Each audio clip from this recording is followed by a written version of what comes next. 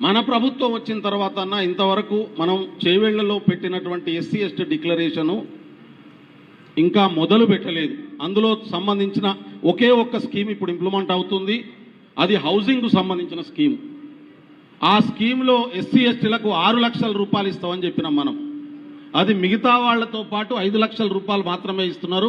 దానికి 6 లక్షలు చేయించాలని చెప్పి నేను మహేష్ అన్నను సీతాకరితని కోరుతా ఉన్నాను. ఎస్సీ ఎస్టీలకు మనం 6 లక్షలు ఇస్తామన్నాం. గౌరవ ముఖ్యమంత్రి గారి దృష్టికి తీసుకెళ్లి ఇది ఖచ్చితంగా మీరు చేయించాలన్నా. దాంతోపాటు ఇప్పుడు 3 కార్పొరేషన్లు డిక్లేర్ చేసినాం. ఆల్రెడీ ప్రభుత్వం ఒప్పుకున్నది. ఆల్రెడీ అన్ని డిపార్ట్మెంట్లకు సర్క్యులర్ కూడా వచ్చిన ఏకలవ్య కార్పొరేషను, సేవలాల్ కార్పొరేషన్, కొమరం భీం కార్పొరేషన్లకు సంబంధించిన గైడ్ లైన్స్ ప్రిపేర్ చేస్తుంది ప్రభుత్వం. కాబట్టి ఈ 3 కార్పొరేషన్లు త్వరలో వస్తాయని చెప్పి నేను ఆశపడుతున్నా, వస్తాయి. దాంతోపాటు ఒక 5 ఐటీడీఏలు పెట్టాలనే నిర్ణయం కూడా తీసుకున్నాం మనం. ప్రధానంగా ఖమ్మం ఒకటి, నల్గొండ